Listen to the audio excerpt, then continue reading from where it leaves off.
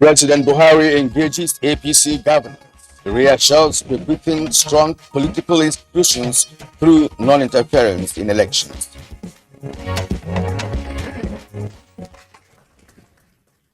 I've started serializing the performances of the last quarter of ministries.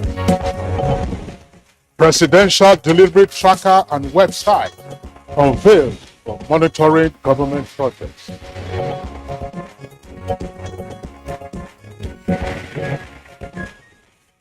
Nigeria Civil Aviation sends stern warning to airlines operators to settle debts or risk suspension of licenses. Well, good morning, Nigeria. Today we have two topics. The first is part 2 of the extension of ASU strike and mainstreaming African traditional medicine in universal health coverage.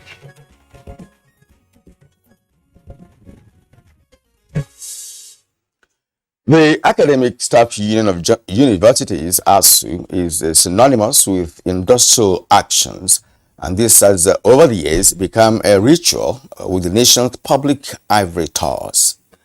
Well, the ASU leadership and representatives of the federal government have been meeting to resolve the issues in dispute following the industrial action, the latest, of course, and backed upon by ASU, and this was over 6 months ago, all certainly to no avail.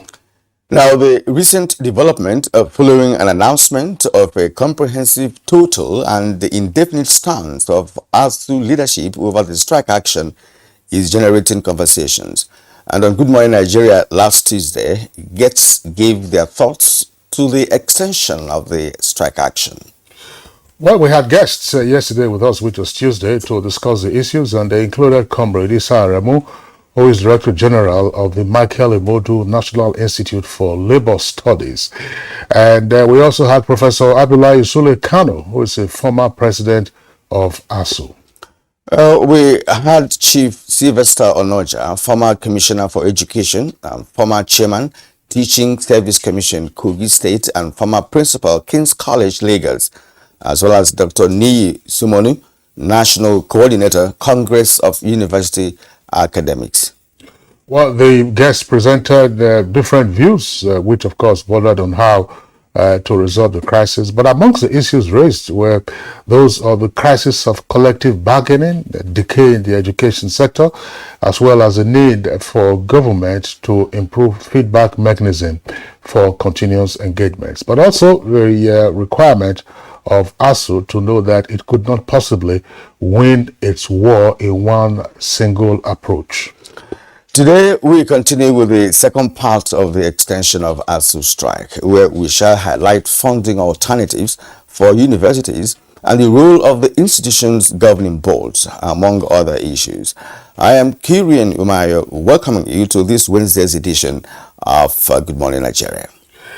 And I'm Kingsley Osadolo. I joined my colleague Kirian to also welcome you to the program. Today is the last day in the month of August, August the 31st, and incidentally, it is the African Traditional Medicine Day.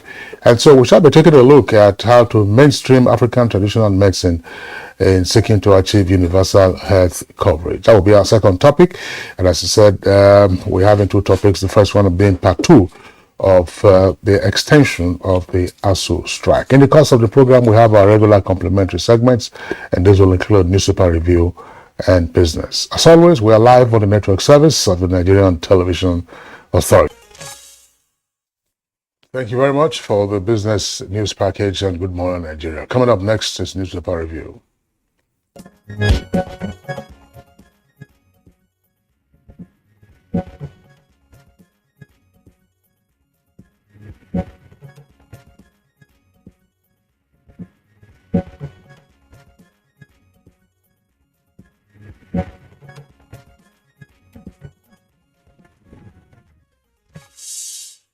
It's now time for a review of today's national dailies. And first, I have the Punch newspaper.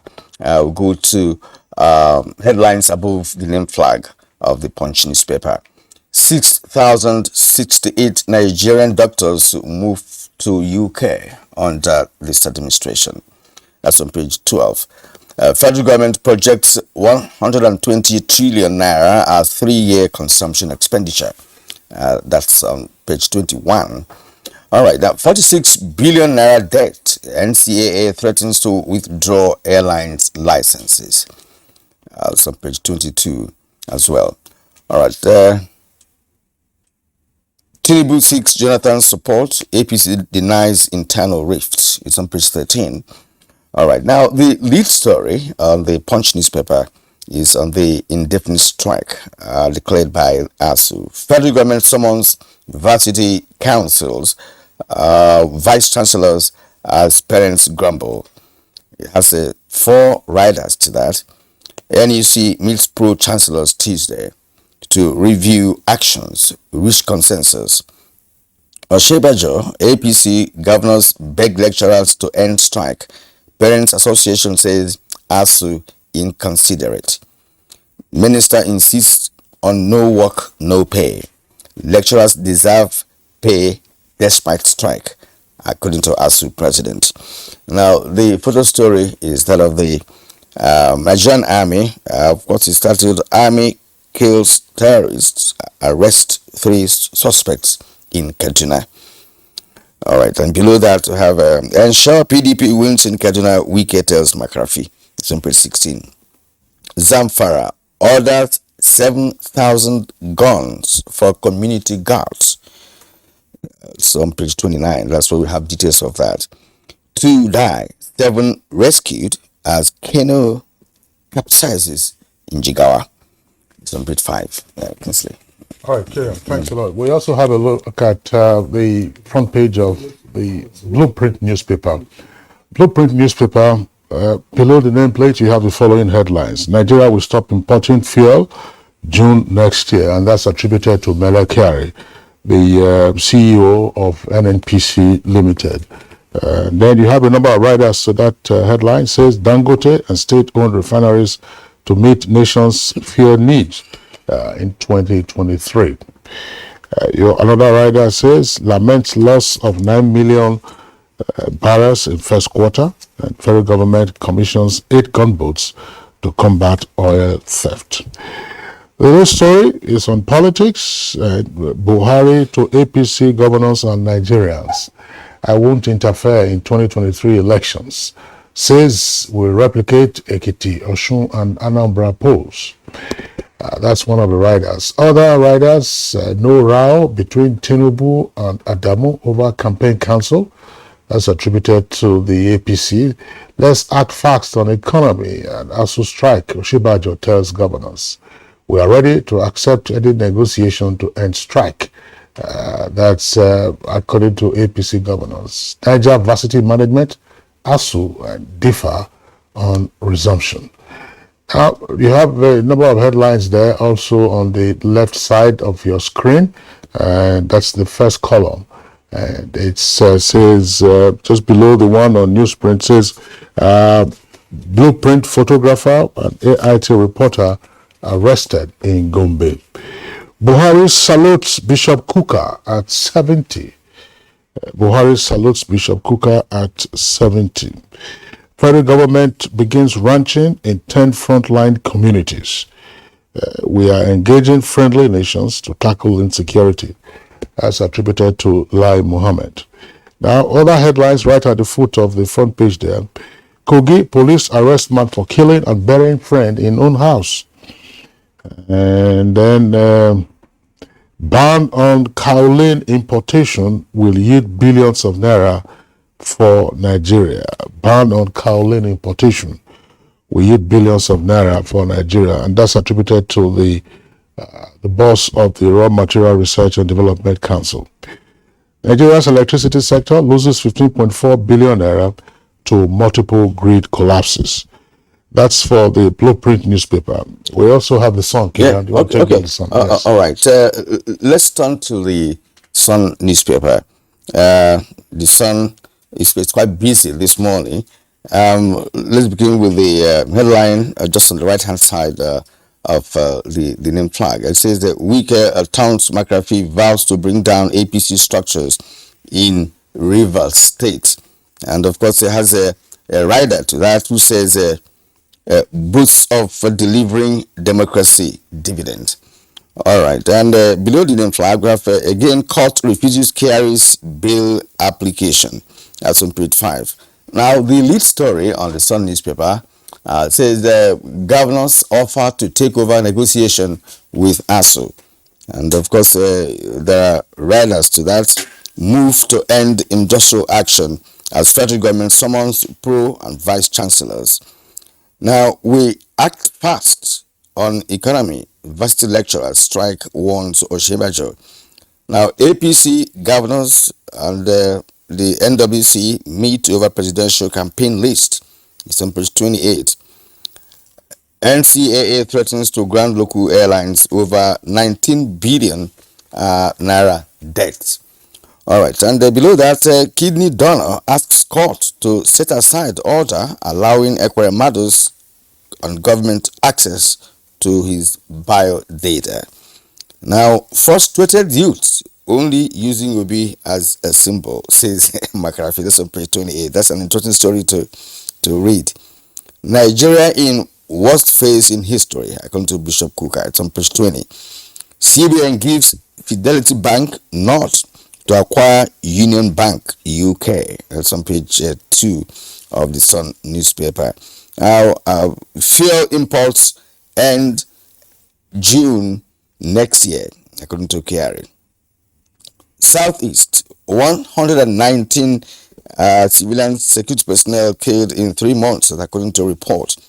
All right, Kinsley, that's all about it on the Sun front page this morning. We have a number of, issues to discuss. Number of issues. So let's, and then we have 2 topics to discuss, but let's quickly take the issues. First, we need to congratulate Bishop Matthew Hassan Kuka on turning 70. Yeah. Bishop Kuka, I think some of us will still refer to him as Father Kuka, even though he's now a Lord Bishop in charge of Sokoto Diocese. And for those who know him, it's like he's been around forever.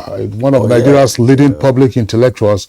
And of course, it's interesting how over the decades his voice has been heard on critical national issues, so we wish him the very best, just as the president has also congratulated him on his 70th birthday. Exactly, and not just locally, but internationally. He has been very consistent, with what he believes in.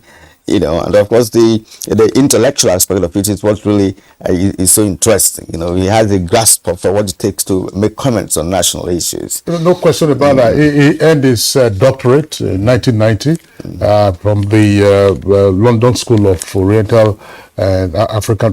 That's London.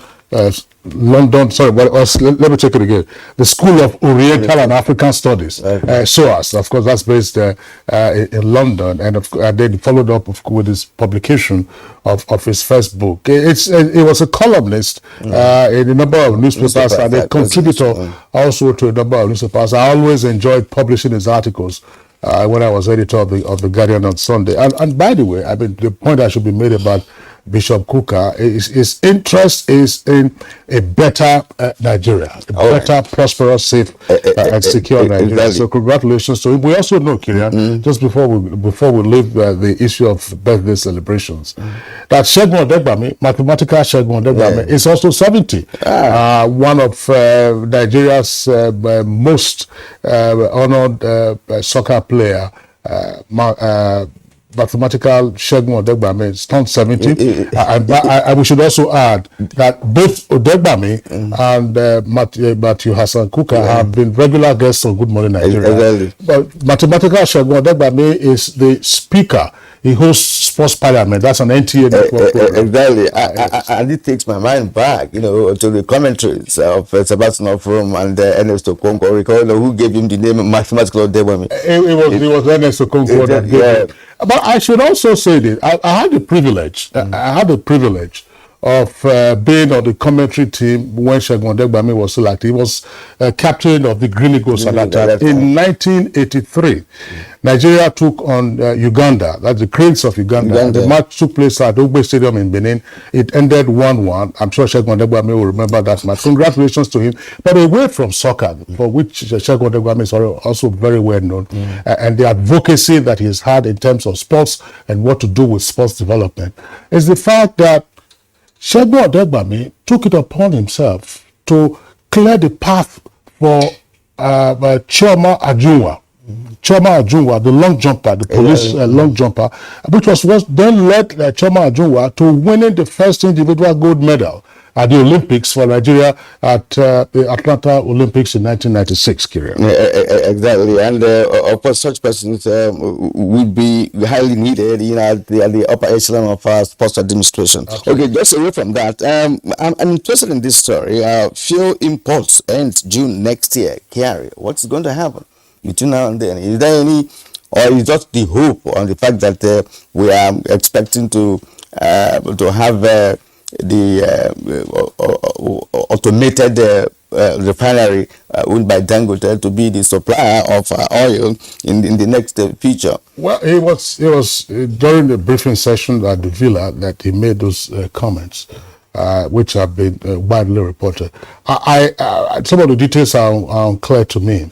Namely, I thought that what would have been of greater interest would be, where are we with the total rehabilitation of the 4 refineries? Exactly. Where are we? Because earlier this year we were told that by the end of this year those refineries would all be have been taken care of. Max, it will be first quarter of next year. But now it appears that we are now saying middle of next year, which means that we are getting into the second quarter of next year. What is the percentage work done on the rehabilitation of the 2, Port Harcourt, Warri, and Kaduna? And I'm not sure he made comments on those, because if he had made comments on that, then it would have been necessary for us to now say, okay, at what level are we in terms of revitalizing and, of course, rehabilitating those refineries, at least for 1 or 2 of them to form at optimal capacity. If that happens, at least we're going to be importing a little less. Absolutely. Dramatic impact on the quantum of refined petroleum products that we import. Another story that is not on the front pages of the papers this morning, because of course it happened late. I'm sure the papers would not take it.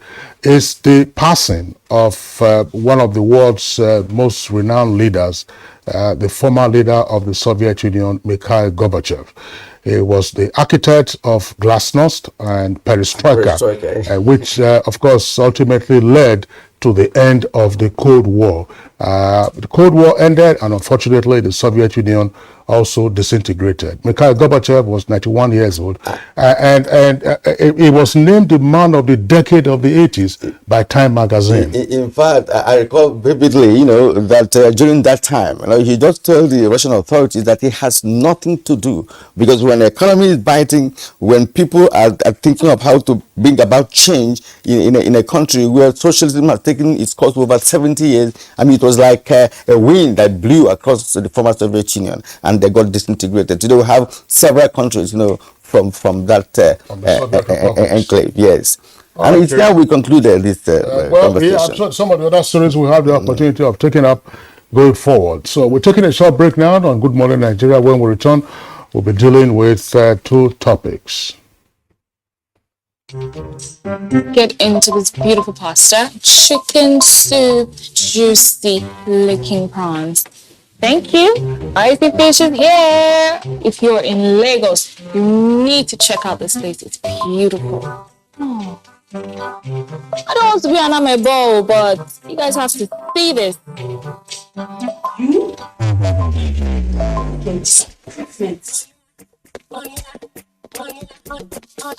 Girl, I'm just trying to give you good content. Get 2 GB data plus 1 hour YouTube free on Airtel Super Binge Plan. Dial *141 *514# now. Airtel, the smartphone network. Every morning is an opportunity to take your hustle to the next level.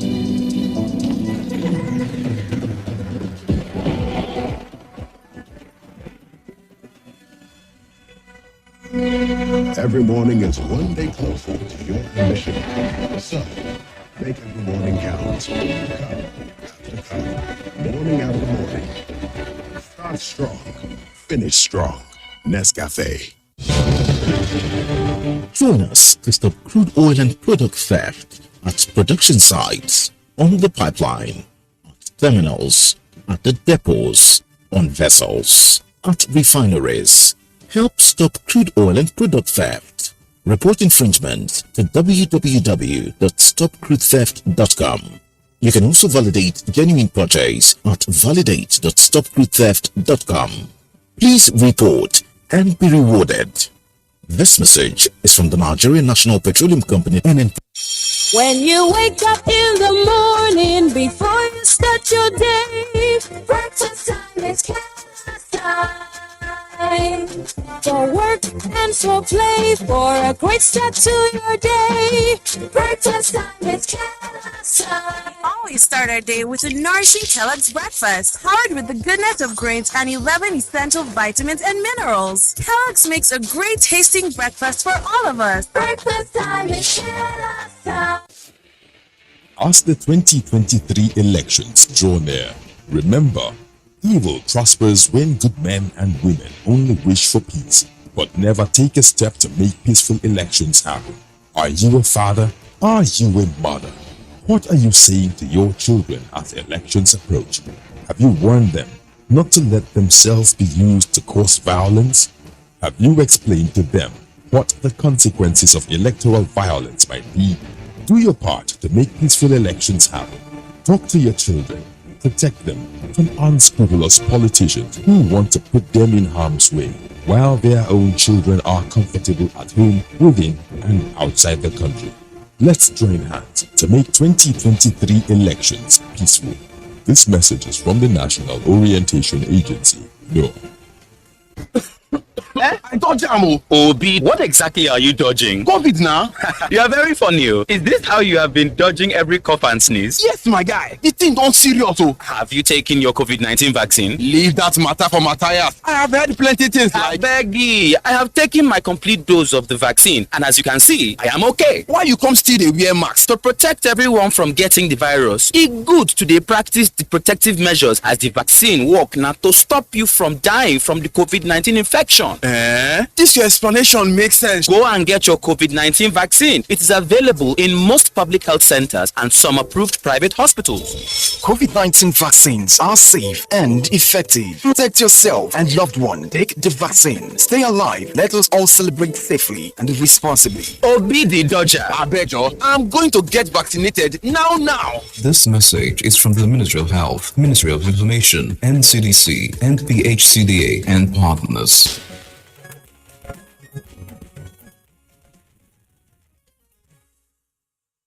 You watch it, Good Morning Nigeria, on the network service of the Nigerian Television Authority. And just to indicate that, of course, we have viewers not just across the country, but all around the world. And we do receive messages even in the course of the program. As Kira and I were discussing in the newspaper review segment, one of our regulars, retired Assistant Inspector General of Police, Felix Obuadu, sent in a message to say, oh, wow, I also turned 70. That's him. I've turned 70 on the 15th of August. So congratulations to retired AIG Felix Obuadu. It would be good to appreciate him, really, because our regular guest on the show. Nigeria is also, of course, a lawyer. Congratulations, AIG Felix Obuadu. We shall, as the saying goes, wash it. Well, that's a prompt for our first conversation, which is on the indefinite extension of the ASU strike, now 6 months and more. We'll take excerpts from the first conversation that we had yesterday.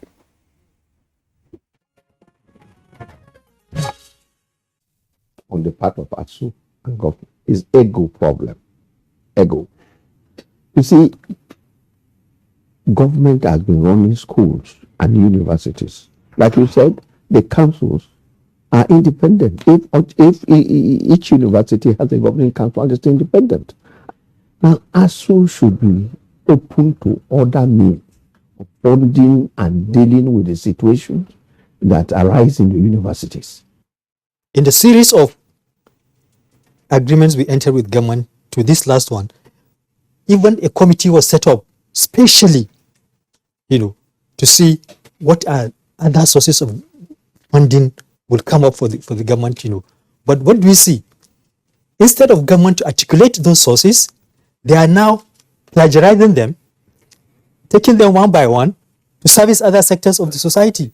We are the thinkers, we have never been acknowledged, and somebody is using our ideas and he's fighting us. That's unjust. Each party must learn to count their gains, even as they have not achieved the total demands they are looking for. And if you play it back, because I told you before that what we're having, the crisis we have has been there for long, legacy crisis.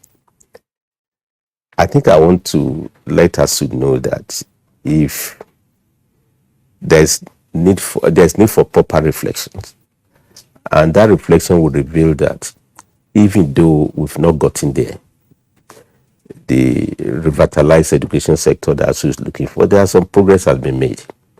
It was due to ASU's struggle that we have TED fund. So we can't even be thinking of what will be the way for funding when we already have one that has come through the struggle of ASU over the years. We can interrogate that further. Are we not? How effective has been TED fund in funding the university? And I know a lot has been spent by TED fund. We can only look at different countries with different models. And that will amount to thinking globally. But we still need to act locally. And what acting locally will mean to us will be like going through what the Nobel laureate, Professor Wole Soyinka, said a couple of days back, reported in the newspaper. There needs to be a meeting of critical stakeholders, academics, parents, captains of industries, the government, to then decide what model will work for this country. All right, and to discuss the second leg of the topic, let me first of all introduce here in our studio Dr. Aminu Abdullahi Ishako, Senior Lecturer in the Department of Geology, Ahmadu Bello University Zaria, and Chairman of Congress of University Academics, KONOA, Ahmadu Bello University Zaria. We thank you for being with us this morning. Thank you very much for having me. All right, and via Zoom is Yusuf Olaoluwale, SAN. He is Chairman, Committee of Pro-Chancellors of State-Owned Universities, COPSON. It's also a pleasure to have you with us this morning on Good Morning Nigeria. Good morning. It's my pleasure to be here too. All right, Leland Senior Advocate, let's begin this conversation with you. Your Zoom connection is crisp at this time. What is the attitude of the Committee of Pro-Chancellors of State-Owned Universities to the ongoing strike by the Academic Staff Union of Universities? Thank you very much. The Committee of Pro-Chancellors of State-Owned Universities undoubtedly is a critical stakeholder in the issue of our university education in this country. With a membership of about over 50 state universities, it can never be doubted that we are very critical to what goes on in the university system in our country. From the beginning, COPSON are taking a position that strike should be the very last resort when there is disagreement between employers and employees. Number two, intermittent strike actions by unions in the university have impacted negatively on the quality of our education, the quality of our graduates over time. Number three, these strikes have led to a situation where other parts of the world look upon our certificates with some level of suspicions, and justifiably too.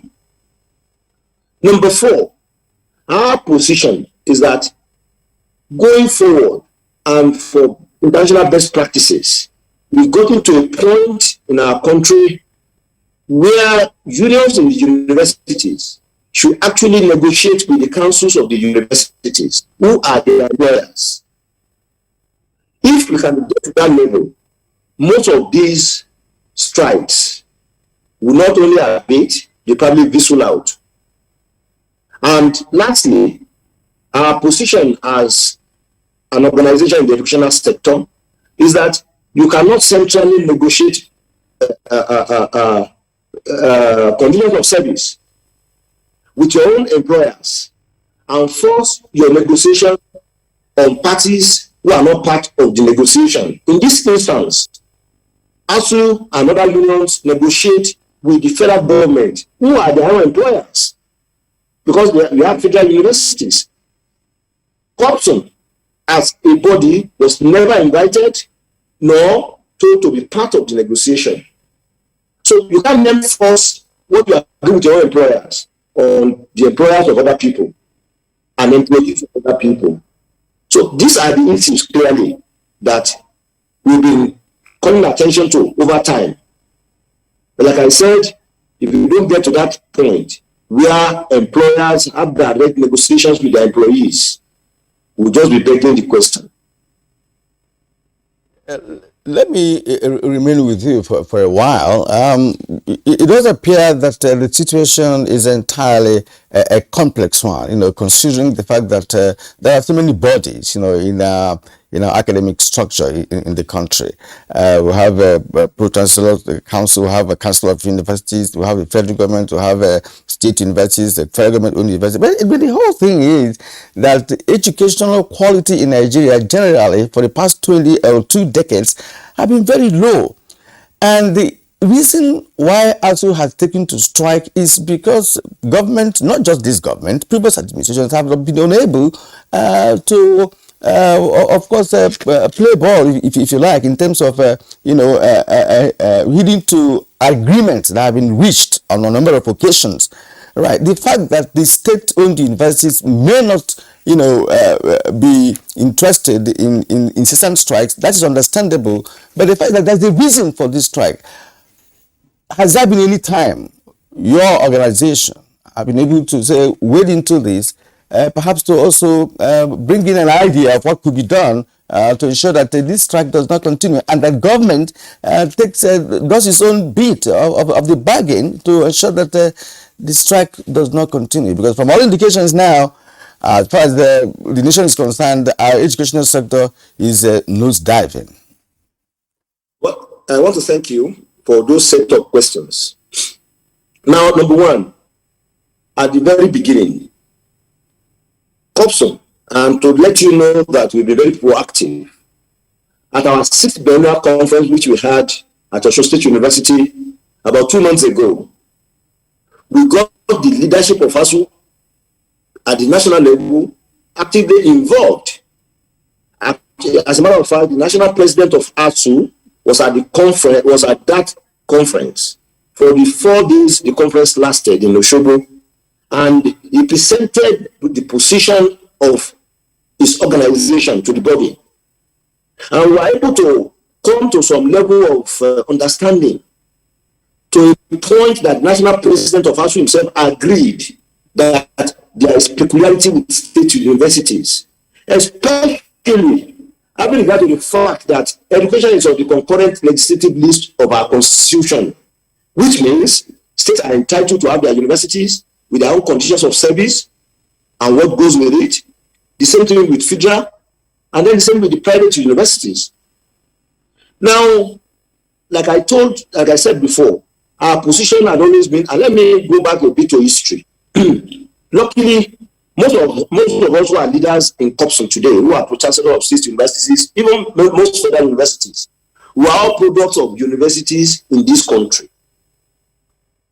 When we were in the universities in the 70s and early part of 80s, I want to believe that it was not that the universities had everything they wanted. No, lecturers got all the things they needed. But there was commitment and understanding that you can't destroy a system before you say you want to build it. at least education. If you look at the rollback effect of what had happened in all these strikes, it's not only the university system that suffers, the society suffers. There are a lot of Nigerians whose means of livelihood is tied around the existence of the universities in the various communities. Those who sell food, those who undertake transportation of students and staff, and such other services. Now all these things have been, they've been out of job. Their dependents have been put in penury. So if you go to strike every time, apart from other things, the social effect is terrible. Now, all these children who have been out of school for 6 months now, a lot of evil things have been taking place going forward. Prostitution, people getting involved in crime. Because we are told that an idle mind is the workshop for the devil. So we must have, it's a whole lot of concentration we have to have. Yes, the struggle of us have produced some positive things in the past. But the only way to struggle is not by strike. There are so many ways.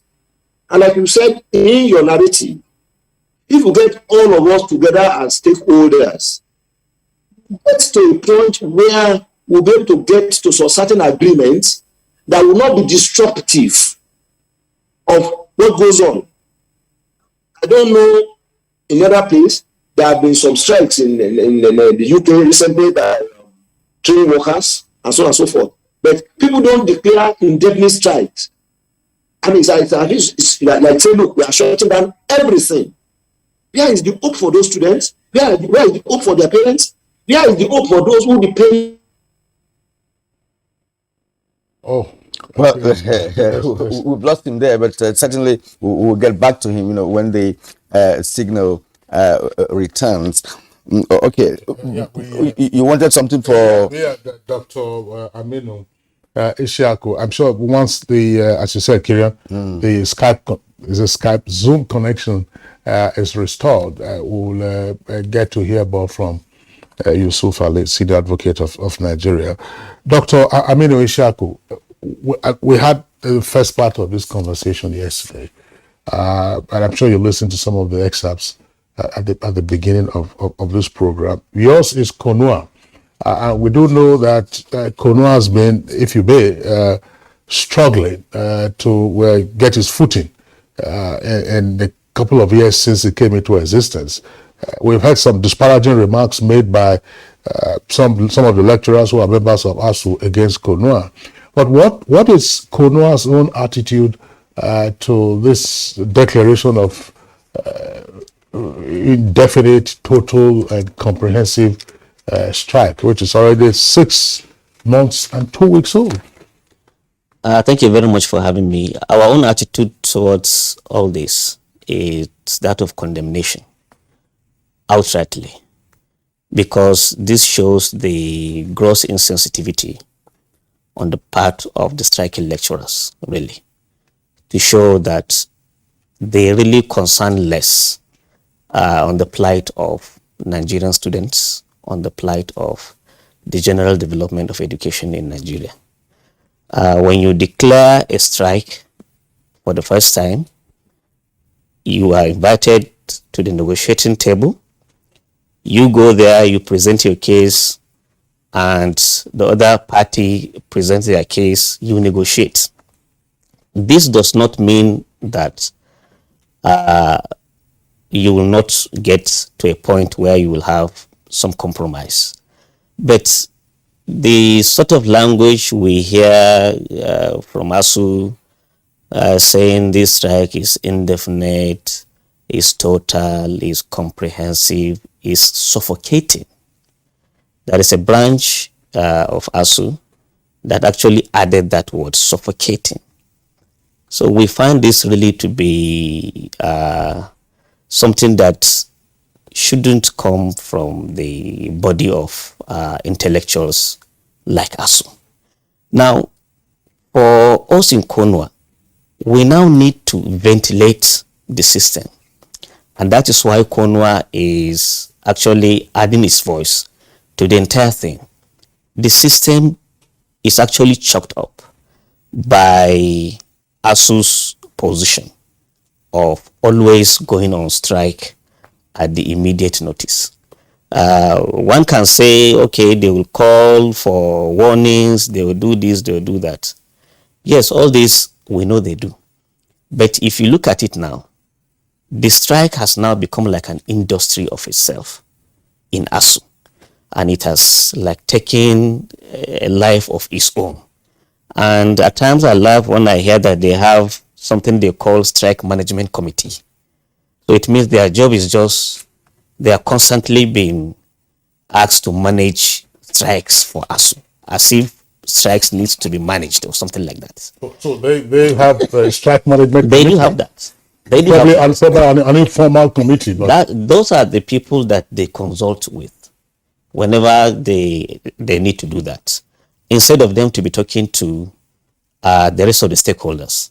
There are voices of dissent in the Nigerian university system, which KONUA actually represents. So whenever Nigerians hear that ASU has gone on strike, it is not the wish of every Nigerian lecturer to go on strike. But because the only body representing Nigerian universities at the negotiating table is ASU, they drag all of us into the strike, whether you like it or not. And the resultant effect of that is that the way we are having this brain drain, the way we are having this exodus of medical doctors, for example, out of the country, many Nigerian university lecturers, particularly young academics, are living in droves out of this country. Not because the system here in Nigeria is not working, but because of strikes. You can imagine, people are leaving the system. People are no longer confident about the system, not because there is nothing in the system that ASU wants us to believe, that the system is grounded. Our systems in the university are not grounded. If they are grounded, then what will you say of the quality of the graduates we just produced last year? And why did we allow them to graduate? If we know the system is completely grounded, why did we attest to their certification to say that yes, we have taught them and that we believe that they are graduates? The fact is they are graduates because they have met up with the necessary requirements to graduate. So this now tells you that we can manage the system out of this crisis by putting our right thinking caps and thinking differently. And that is what KONUA wants to represent. To say that as a body of intellectuals, we cannot always apply the same simplistic solution to say, no, we are going on strike. That to me is rather simplistic. A thorough academic intellectual would rather dwell more on the complexity of the situation and come up with solutions, and then gradually allow the solutions to sink in the minds of our employers, which is the federal government. But the position now is every federal government, according to ASU, is not interested in Nigerian students to have quality education. Every president. All right. Let me add this, to the question put to you by my colleague. We all know that education is the bedrock of human capital development. Absolutely. And the perennial strike by ASU, some people believe, is a resultant effect of insensitivity of previous governments in this country that did not address the issue of education properly. If you go to a university, some universities, even major ones, you discover that infrastructure is at the point of decay. There are certain basic requirements that are needed in a university to function effectively and efficiently. I am not speaking for ASU, for instance, but they are making reference to 2009 agreement. How many years between 2009 and now? And nobody has actually, taken up the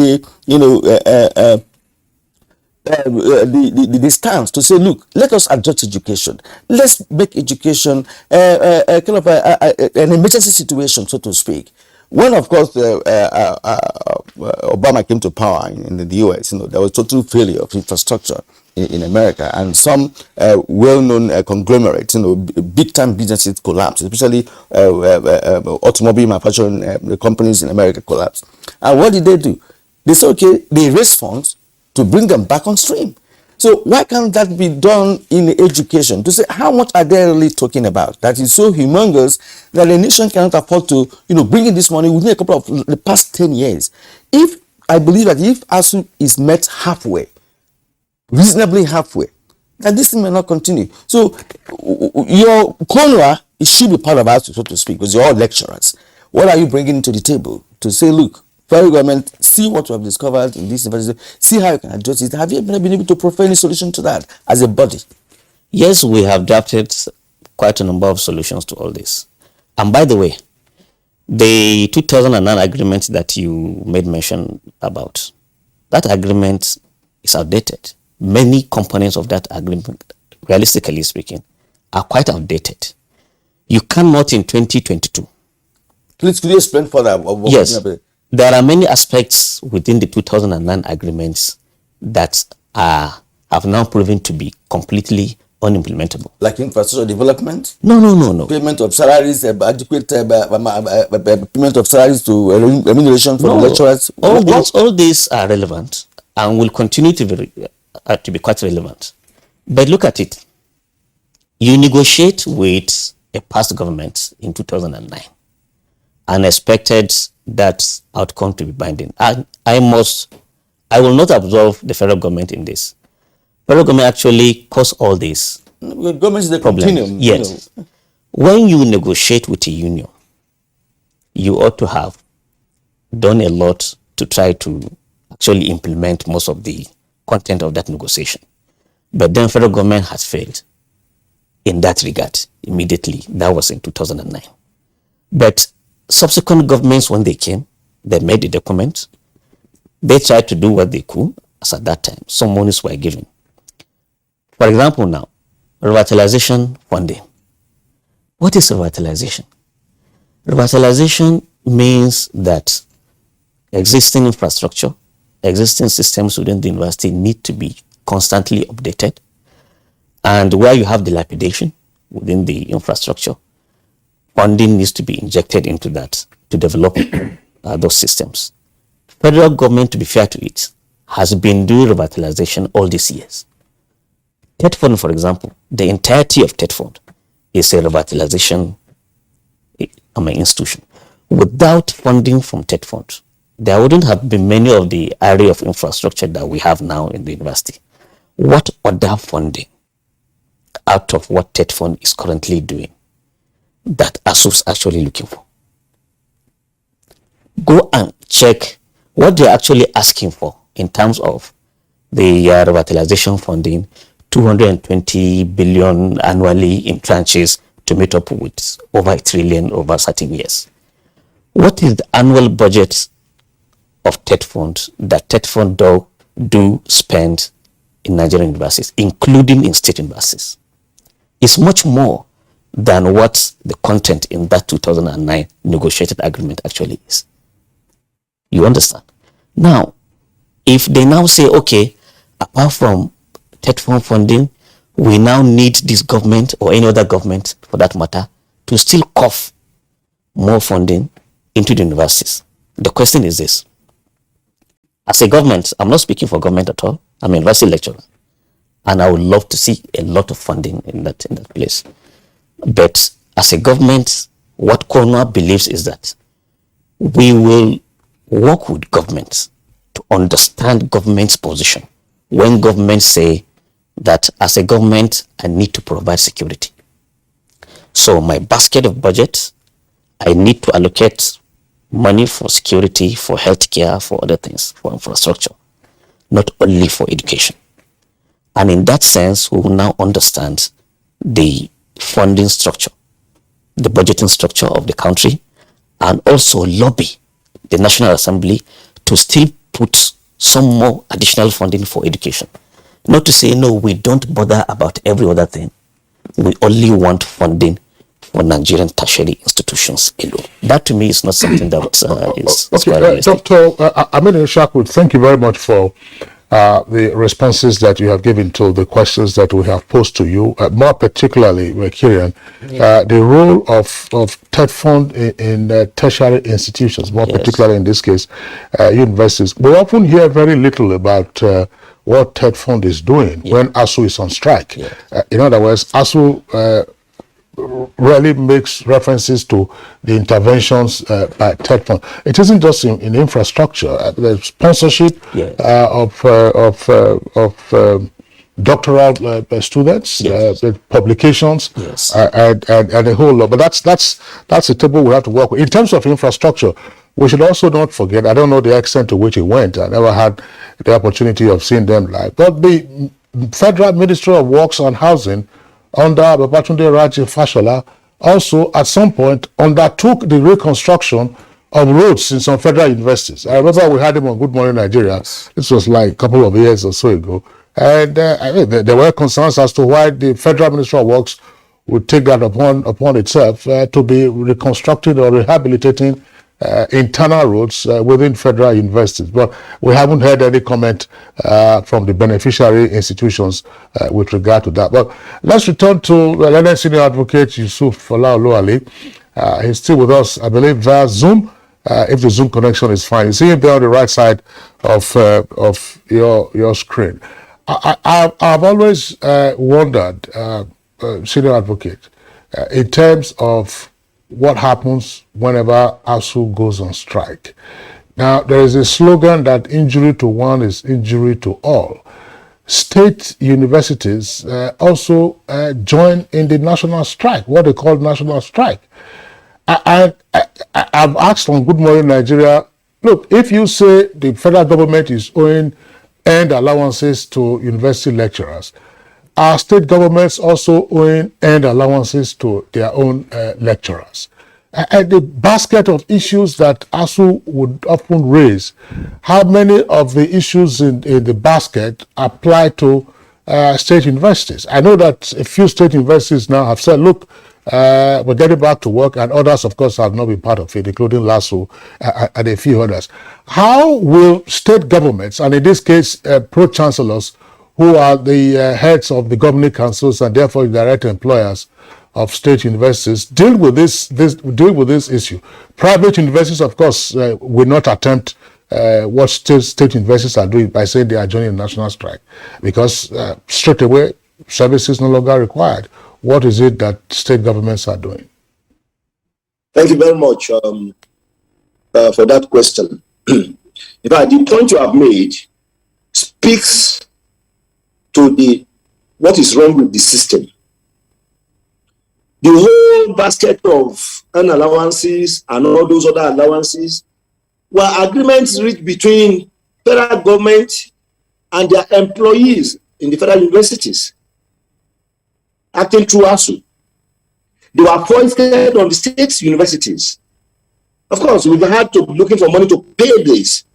And if you sit down with those who are honest in the academia, they will tell you that the totality of what they call allowances and something is like is an abracadabra of some financial things, of benefits. Some of them you can actually, in truth, justify them. How do you justify for a lecturer on his own to determine the number of excess load he has done? They tell you, oh, I did extra X. In learning system, it's like asking for overtime and asking the employee to determine the number of hours he has done extra without any supervision whatsoever. So that is part of what is wrong with the system. And allowances, fine. Those who can negotiate it with their employers, best of luck. Now the state universities have been bogged down with, in fact, the allowances is so humongous that it's better don't talk about it.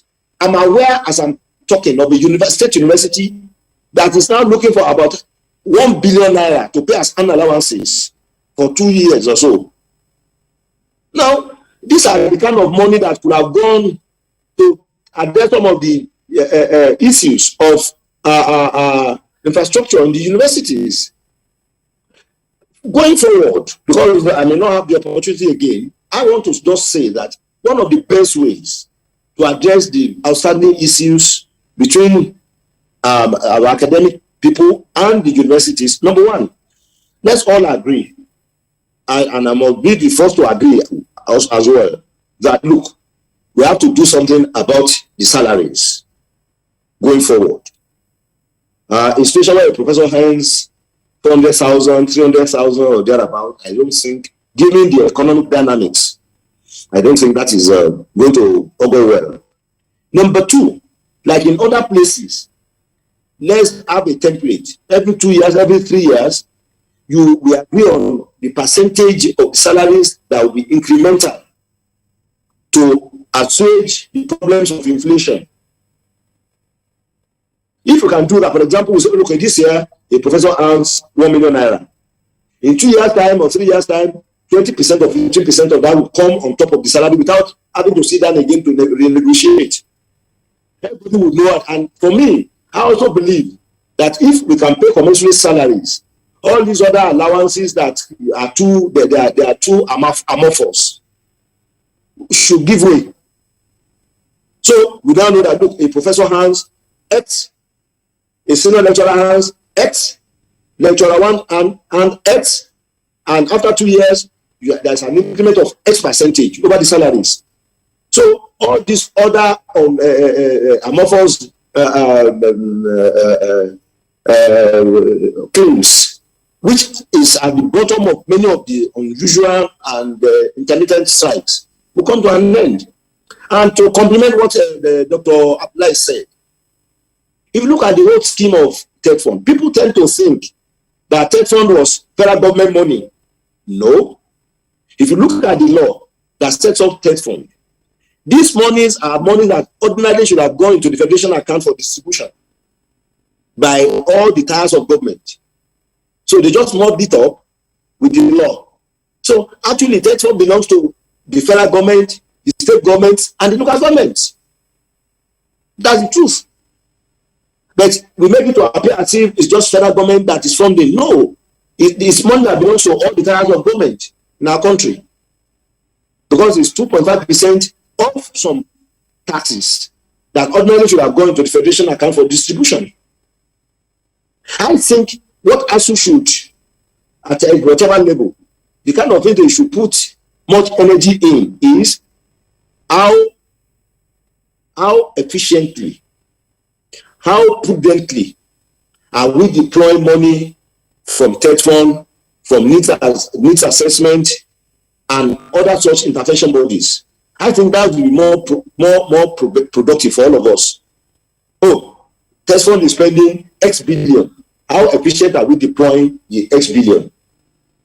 And I'm aware also that apart from TED Fund needs assessment, Thank you, senior advocate. Time is not on our side because I want to bring in Dr. Danu to also talk on some of the issues that you have raised and we have raised from this end. I think funding is the issue here. Yeah, that is the underlying factor. Yes, that is the issue.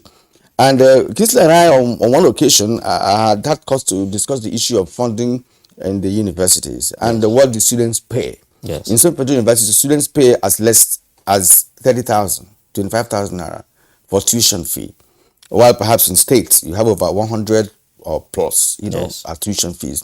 Could it be possible to raise the bar with respect to what students pay at federal institutions, to say 100,000 naira or little above that, right? And of course, government will not create a buffer, for the students, either through loans or soft loans and what have you. Would that in any way, bring about any, sanity in the sector if government adopts that system to increase, the amount of tuition paid by students in federal institutions? Would that help in any way at all to remedy the situation? You see, one of the fundamental differences we have with ASU is this uncompromising nature that they have over the time. That you always hear them saying the sort of privileges they had enjoyed in the 60s and the 70s. Who is talking about that now? This is 2022. And we remember, you can say that in those years, 60s and 70s, what is the total population of Nigerian students? And we just came out from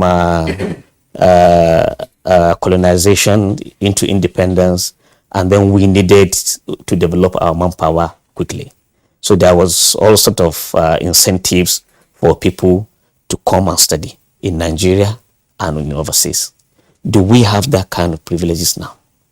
Why wouldn't we have it? Because at the time you were talking about, we've not had the oil boom and what have you. But in recent times, we've enjoyed the oil boom. And what has been the problem, really, according to us, is the poor management of national resources. And enough of them are not going to the educational sector, which is very, very, important, because every other person who went to school passed through lecturers or teachers as well. So Nigerian students will now have to wait until ASU pressures federal government to manage its resources prudently and channel it into Nigerian universities before they can graduate.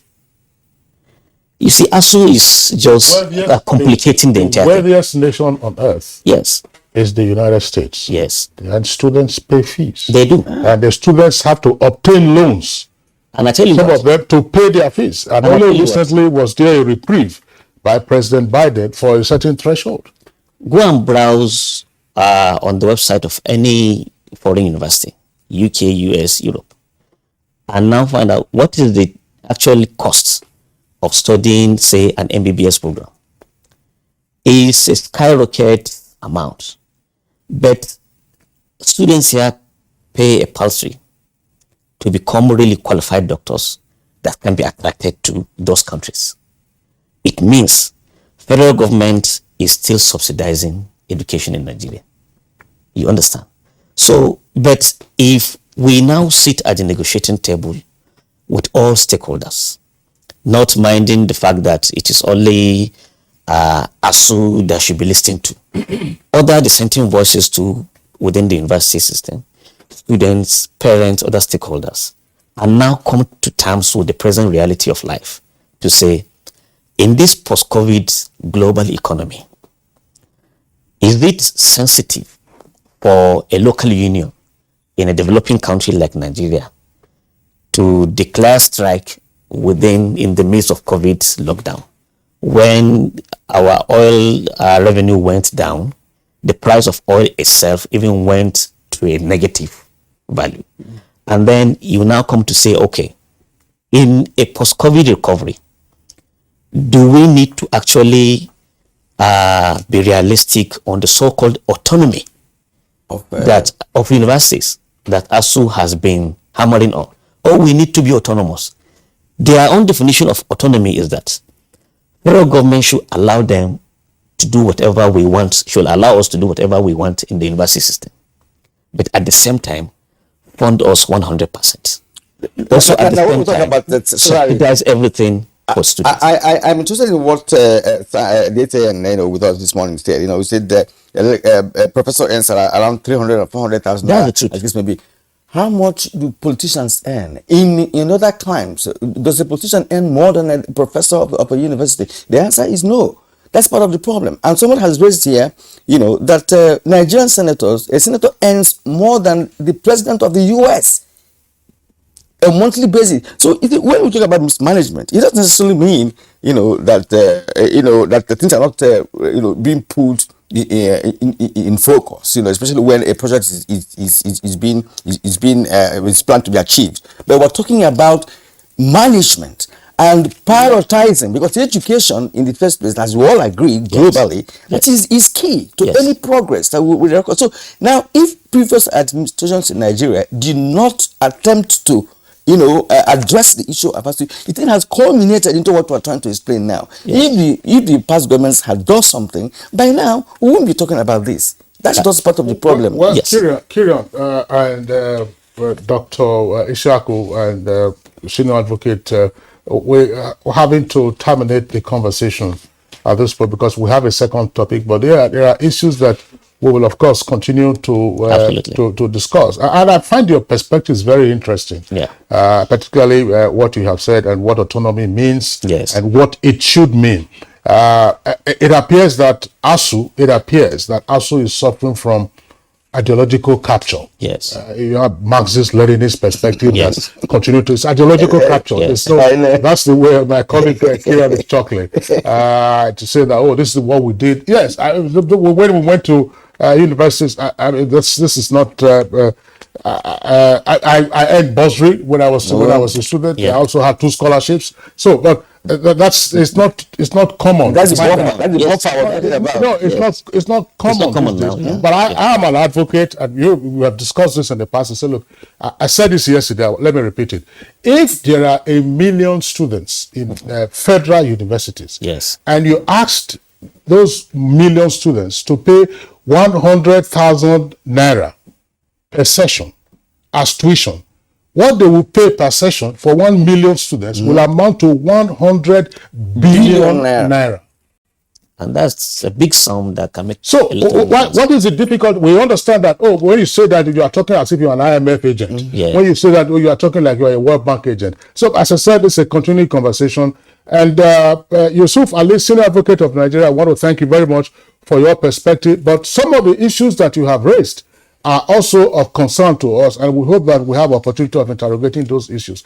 Sometimes our universities, state and federal universities, just look like parastatals. Exactly. What is the purpose of universities? Universities are talking, they say, professor is earning 400,000 XYZ. What are other sources of revenue? How many patents, how many trademarks are being research outcomes that are, what is the linkage between universities and industry? Exactly. What are the sources of revenue? Other than saying government, are we going to milk this cow to death? All right. Senior Advocate of Nigeria, Yusuf Ali, Chairman, Committee of Pro-Chancellors of State Universities, would like to thank you very much for being our guest this morning. Also here in the studios, we'd like to appreciate Dr. Aminu Abdullah Ishaq, who is a senior lecturer in the Department of Geology at Ahmadu Bello University, Zaria, where he is the chairman of the chapter of the Congress of University Academics. Dr. Ishaku, thank you very much. You're welcome. Thank you very much for having me. Thank you. All right. You're watching Good Morning Nigeria. We'll take a short break now. When we return, we'll be talking African traditional medicine and how to mainstream it into universal health coverage.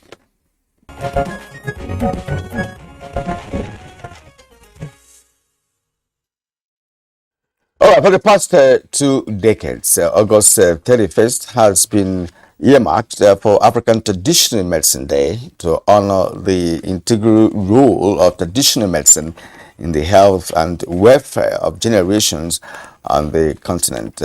Member states take advantage of the day to throw up conversations and fora around the policies of traditional medicine, cultivation of medical plants, as well as the collaboration with conventional counterparts.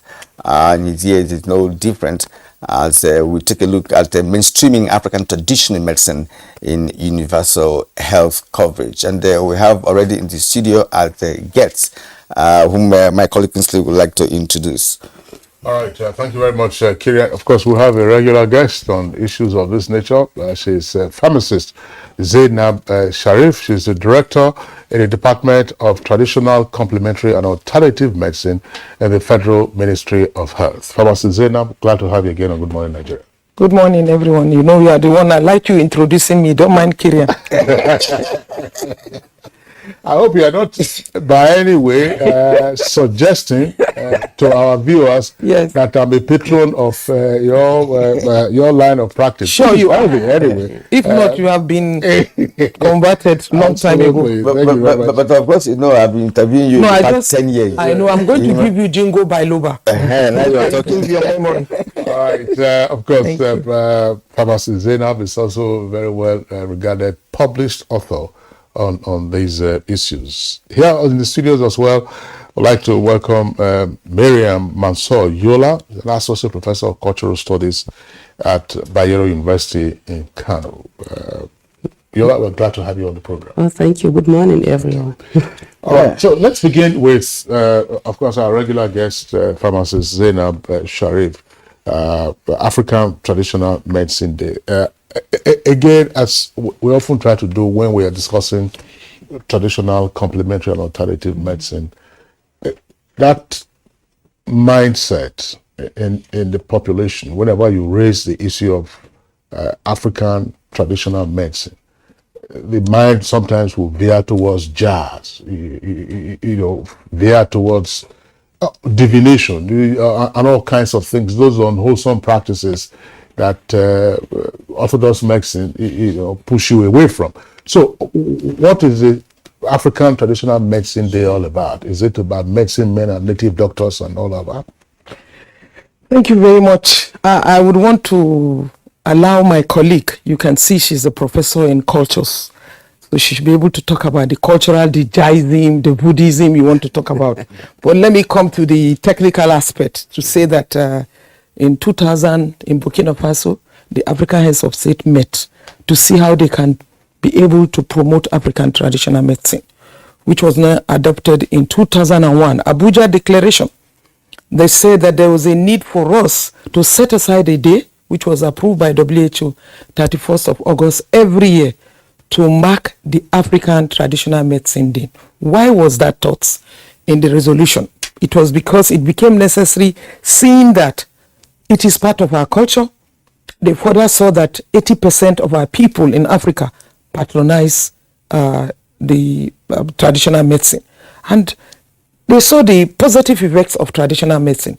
And more importantly, the treasure in Africa, if you may not know, the biodiversity treasure of medicinal plants, estimated to be about 45,000 medicinal plants.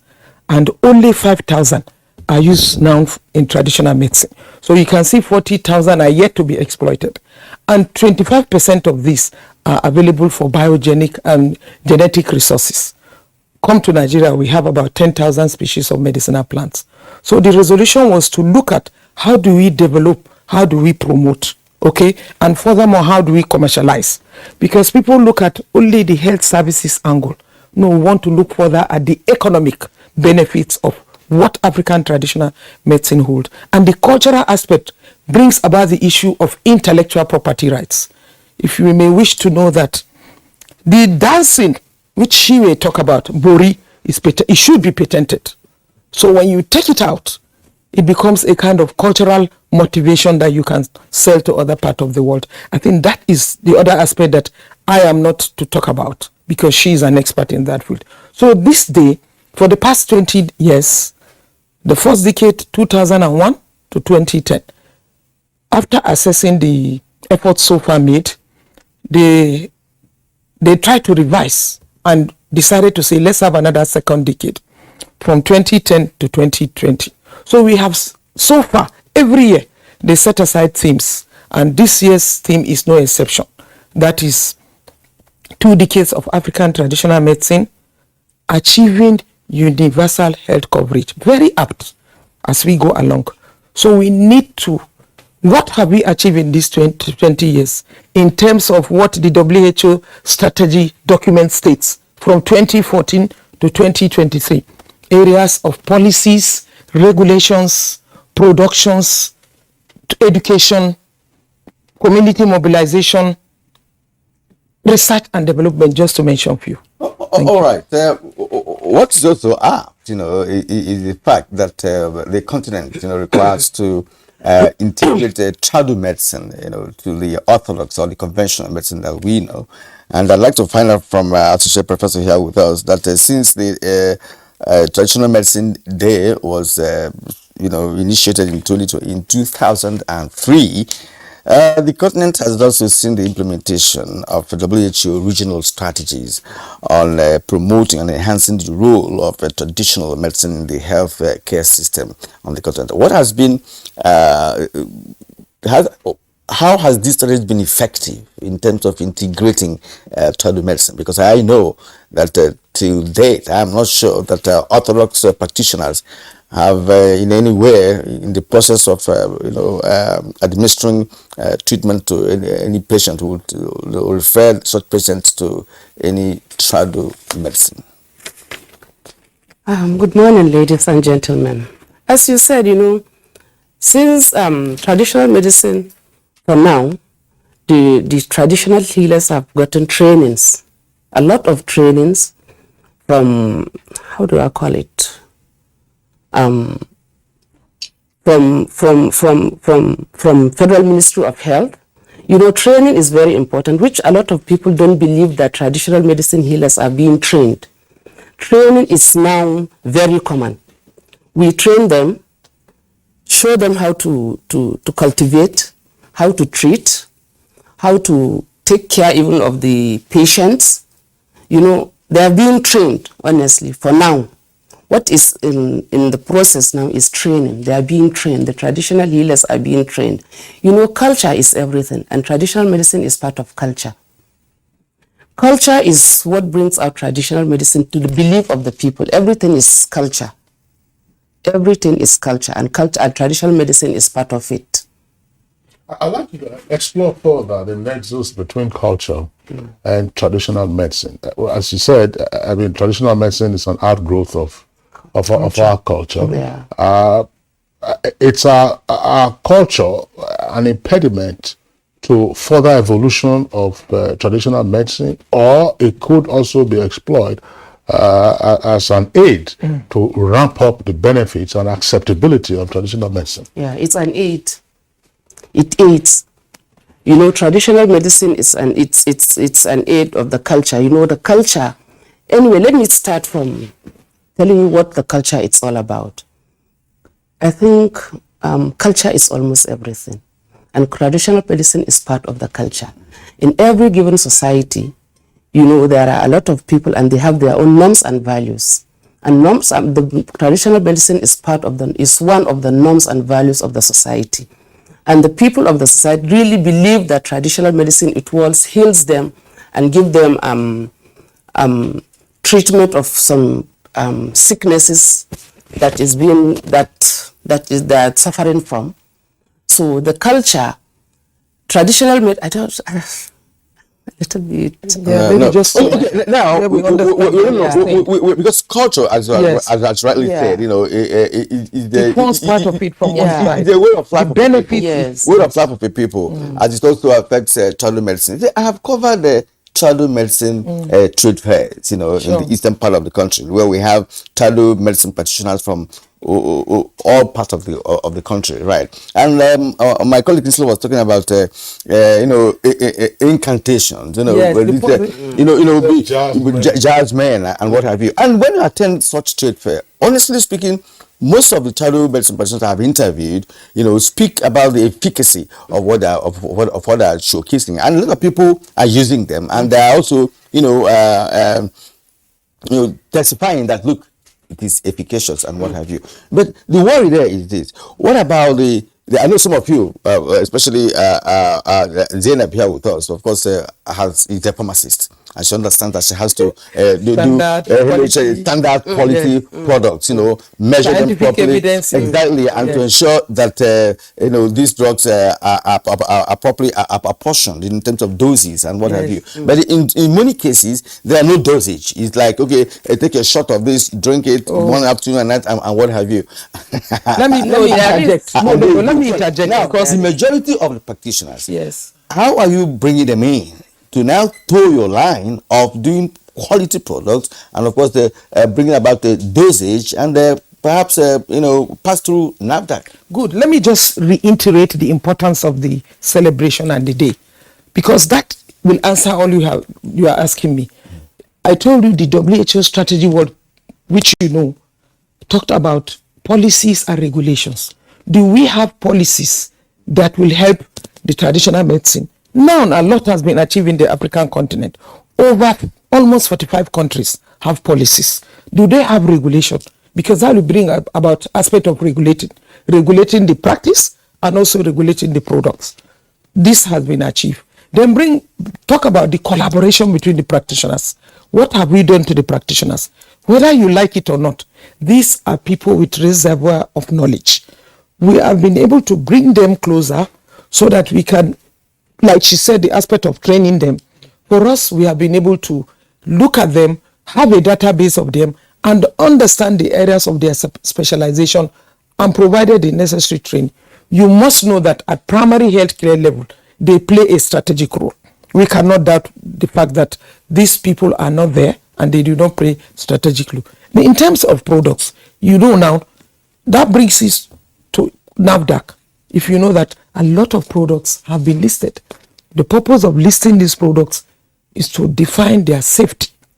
We may not go to talk about the efficacy because we need to expose such products to clinical trials. And because of these 2 decades, Africa has been able to now, let me even tell you, the COVID-19 organics from Madagascar has been listed and is undergoing the 3rd clinical trials supported by WHO. So you can see Madagascar, whether in the crude form or not, they started. Now the product is undergoing clinical trials. And also in other countries, for us, let me come down to Nigeria. There are some of our products now, the WHO was there 3 months ago to look at those products that can go further for clinical trials. So you can see the achievement. So in terms of education term, some universities have started training either the practitioners or students.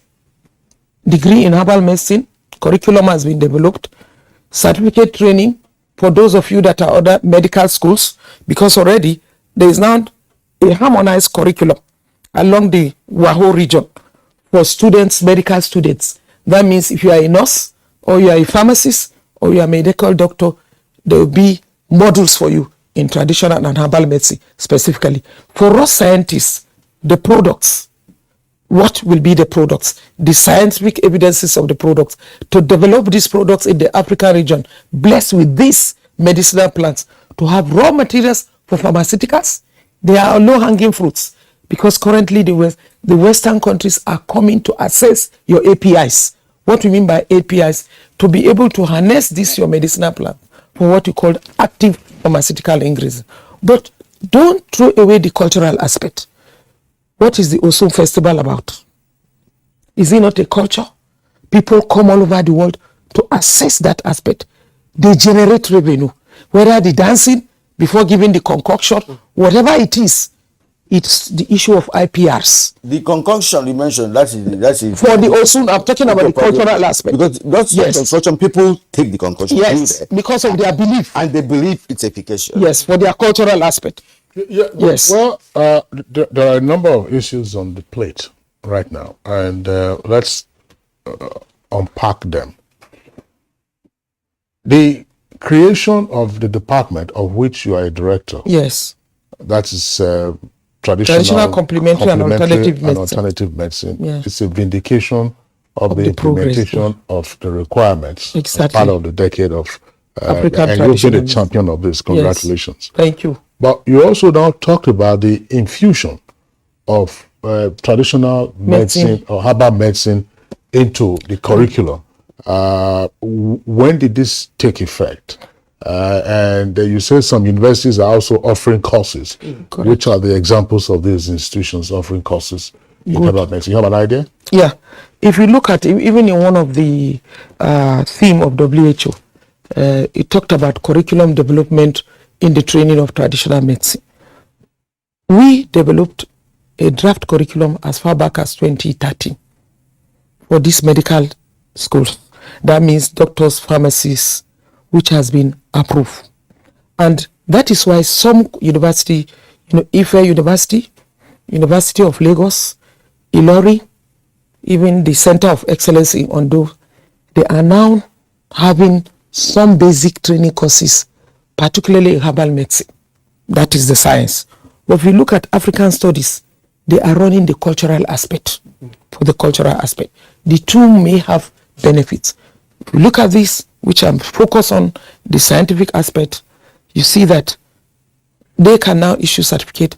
But more importantly, there is a now harmonized curriculum, especially along the 15 member states, for training of students, undergraduate students in BSc herbal medicine.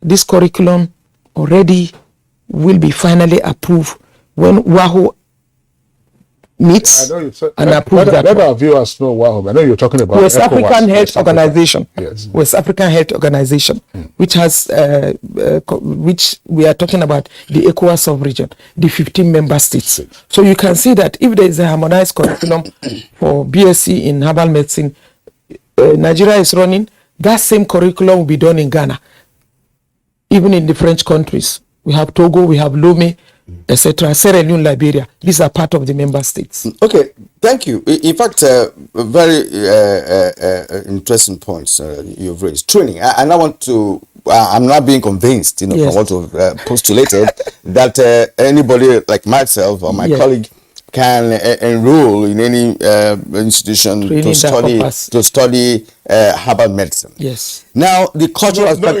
Not that anybody can enroll. There will be basic admission criteria. Yeah, that is where I'm going, because traditionally in the village, or you look like a native doctor already. There's no problem. There's no problem about that. As far as I can prepare solution, medical solution. You don't care. Now.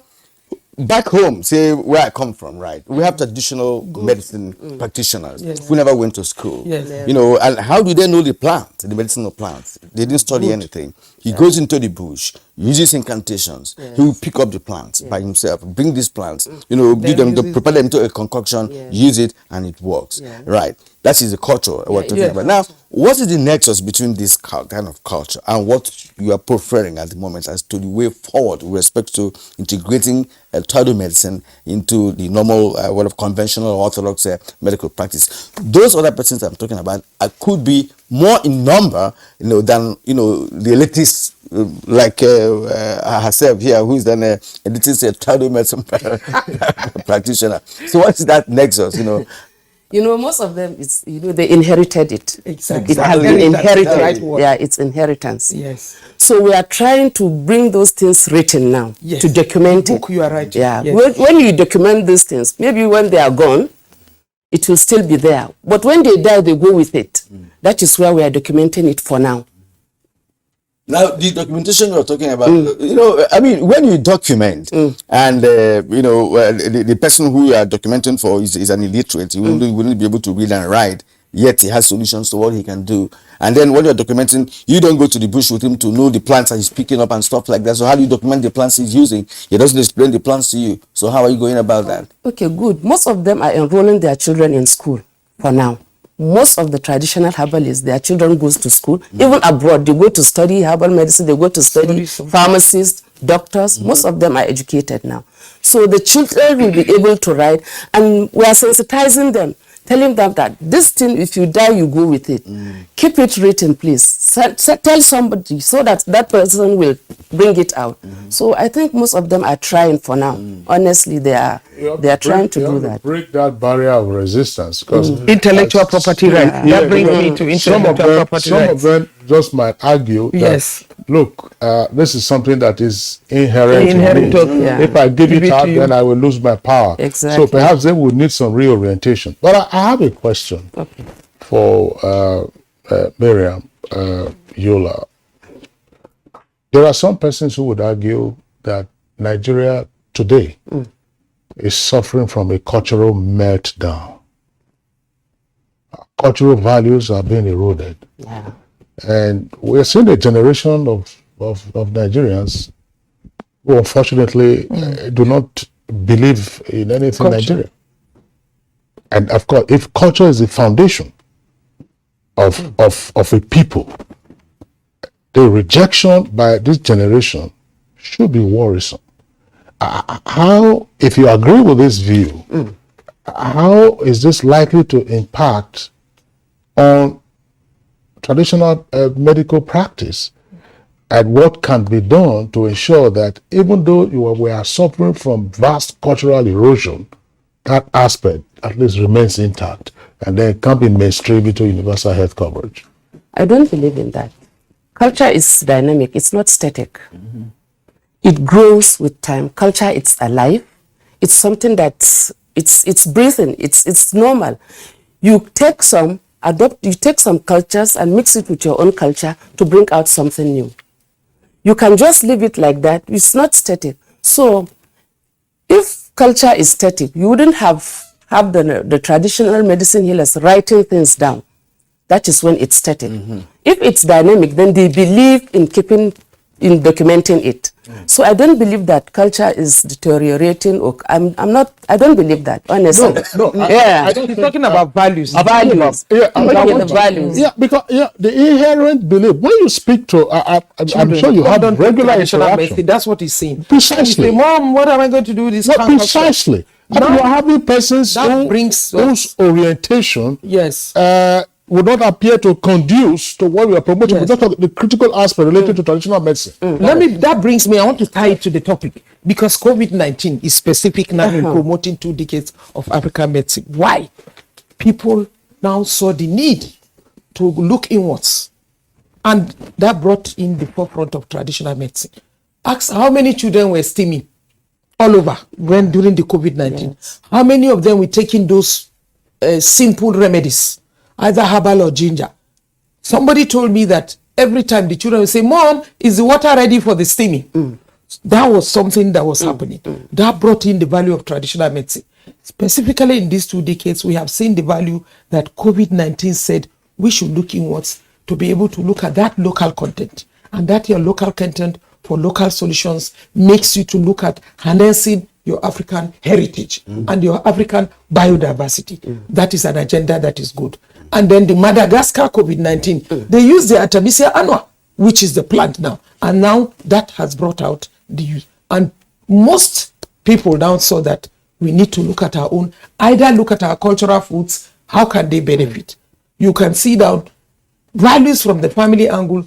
Mothers especially need to look at giving their children their values. But more importantly, I want to bring in the universal health coverage, because that is the crux of this matter.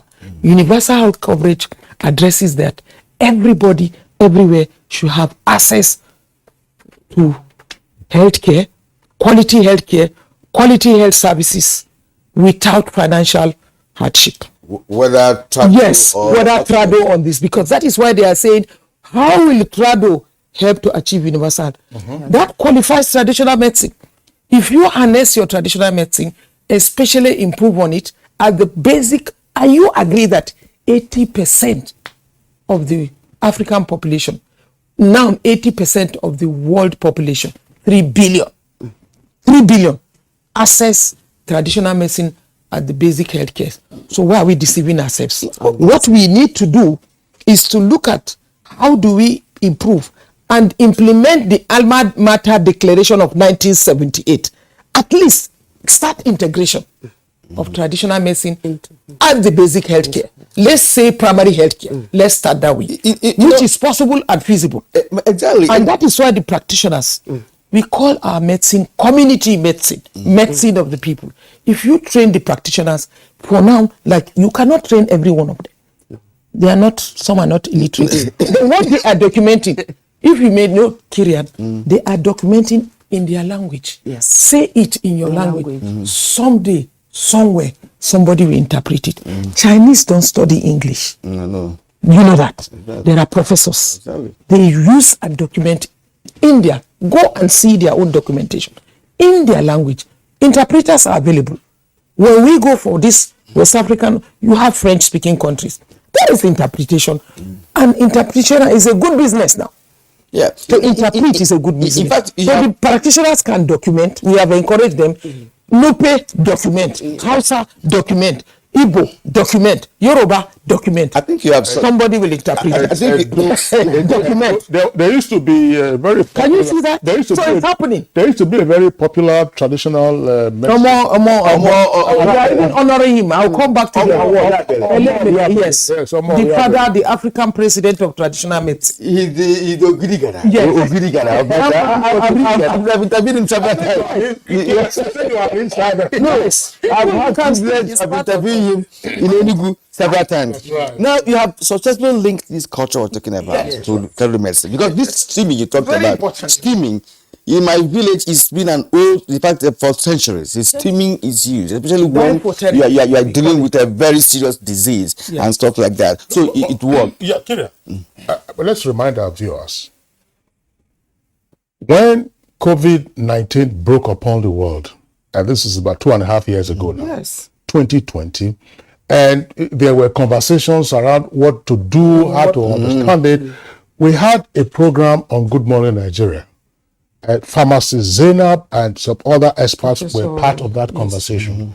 And what emerged from that conversation was that part of the requirement for confronting this pandemic as an individual level is to boost your immune system. Until then, well, we don't know, but until then, the WHO had not referenced boosting your immunity as part of the defense mechanism against COVID-19.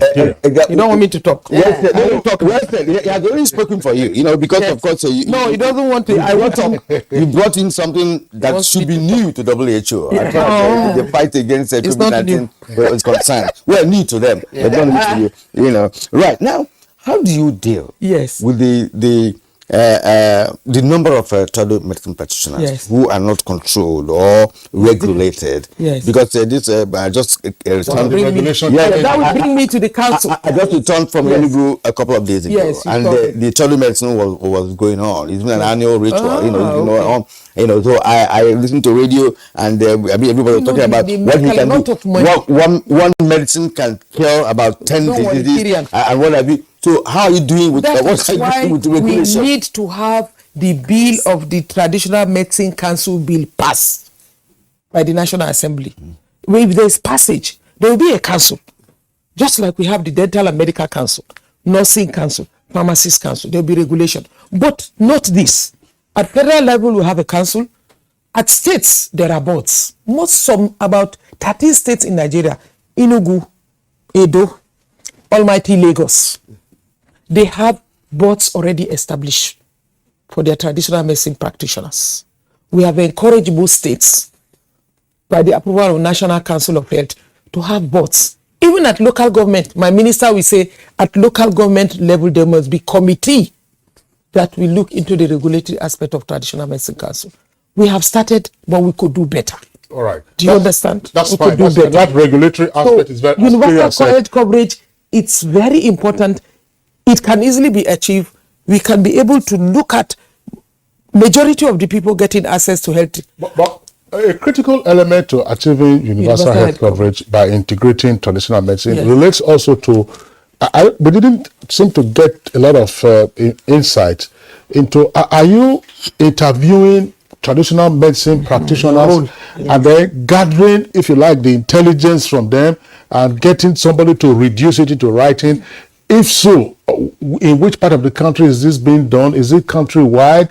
Do you have a committee? And whom are you working with? Are you in liaison with the Federal Ministry of Health? Because there is an intellectual property content to this.